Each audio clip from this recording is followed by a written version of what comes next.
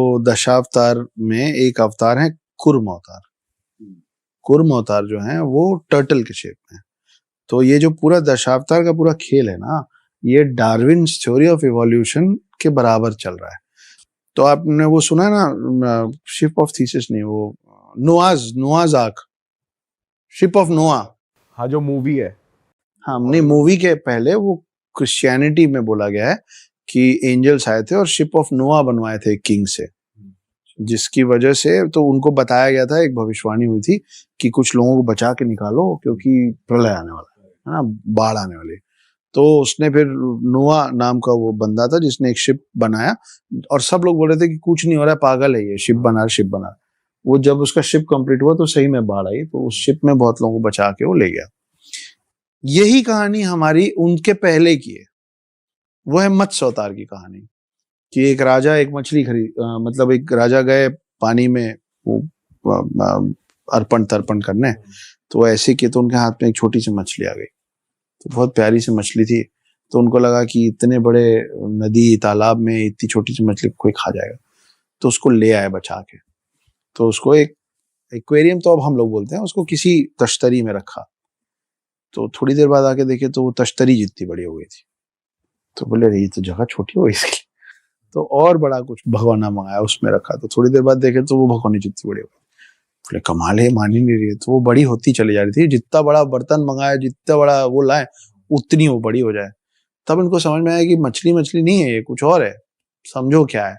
तो हाथ जोड़े बोले बताइए कौन है आप। तो वो विष्णु के पहले अवतार थे, उसका नाम था मत्स्य अवतार। क्या नाम था? मत्स्य अवतार। तो वो दशावतार में पहला अवतार है मत्स्य अवतार, है ना। तो फिर मत्स्य अवतार ने बताया कि बाढ़ आने वाली है, ये ब्राह्मण है, ये जानवर हैं, ये लोग, इनको बचाओ, इनसे दुनिया बचेगी और शुरू होगी। तो उनके बोलने पे एक शिप बनवाया वो राजा। जब बाढ़ आई तो वो जो बड़ी मछली बन गई थी ना, वो उस शिप को खींच के लेके गई बचा के। ये कहानी है, ठीक है। ये तो अपने दशावतार की बात हो गई। डार्विन्स थ्योरी ऑफ इवोल्यूशन में पहला एनिमल क्या है? फिश। फिश से सब चालू हुआ, जीवन चालू हुआ फिश से, ठीक है। तो यहाँ मत्स्य अवतार जिसको हम बोल के कहानी के रूप में बोल रहे हैं, इसलिए मेरे को मत्स्य अवतार याद है। लेकिन आप जब ऐसे 1 2 3 4 करके बिना कहानी समझे याद रखते तो आप भूल जाते। तो ये मत्स्य अवतार है। तो उसके बाद डार्विन्स थ्योरी ऑफ इवोल्यूशन में जैसे जैसे आप आगे बढ़ते हैं, वो सब में नहीं जाते, नहीं तो बहुत लंबा हो जाएगा। लेकिन कुल मिला के क्या होता है ना कि वहां से फिर कुर्म अवतार आता है। कुर्म अवतार टर्टल होता है। टर्टल कौन है? टर्टल वो है जो पानी में भी रह सकता है और जमीन में भी रह सकता है। तो लाइफ पहली बार पानी से बाहर निकला टर्टल के रूप में, ठीक है, लैंड पे आया। तो अब एक और कहानी है कि क्षीर सागर में हिरण्यकशिपु अर्थ को, पृथ्वी को ले जाकर डुबो दिया था।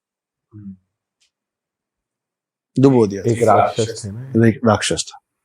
तो उससे लड़ने के लिए वराह अवतार आया था, जो कांतारा में आपने देखा, बोर फेस, है ना, वो वाला नहीं, लेकिन वो जिस भगवान से इंस्पायर्ड है कांतारा वाली कहानी, वो है वराह अवतार। तो वराह अवतार का सुअर जैसा मुंह था, बोर फेस बोलते थे। तो आपने एक तस्वीर देखी होगी कि उसके सींग के ऊपर गोल सा अर्थ रखा हुआ, उसका चेहरा बोर का है, उसका शरीर आदमी का है ना। तो फिर एक वो आया। उसके बाद इंसान तो बनने लग गया, लेकिन इंसान को ना एग्रीकल्चर नहीं आता था, उगाओ पकाओ खाओ ये सब नहीं आता था। तो जब अर्ली मैन को नहीं आता था, तो अर्ली मैन क्या खाता था? मांस खाता था, शिकार करता था, मांस खाता था। वो है नरसिम्हा अवतार, कि पूरा शरीर आदमी का है और चेहरा शेर का है, कार्निवोरस, मांस ही खाऊंगा। तो वो हमला करते थे झुंड में और अटैक करके मार के, और उनको पकाना नहीं आता था तो मांस खाते थे। तो नरसिम्हा अवतार के तौर पे डार्विन्स थ्योरी ऑफ इवोल्यूशन में हम वो अर्ली मैन दिखा रहे हैं जिसको पकाना नहीं आता था, उगाना नहीं आता था। ऐसे ही करते करते जब आप आगे बढ़ते हैं, उसके बाद जब ह्यूमन बनना चालू हुआ तो वामन अवतार आया, छोटा सा आदमी। वो आदमी के साइज की बात उसमें नहीं हो रही है, आदमी की बुद्धि और समझ की बात हो रही है कि एकदम नया नया साफ सुथरा आदमी बना, कि और अभी बुद्धि से क्षीण है, छोटा है, दुनिया सीखना बचा है उसको, तो वो था वामन अवतार। फिर आप और आगे बढ़ते हैं तो बलराम आते, और लोग भी हैं लेकिन मैं कमिंग टू दिस थिंग, फिर बलराम आते हैं। तो बलराम के हाथ का हथियार क्या है?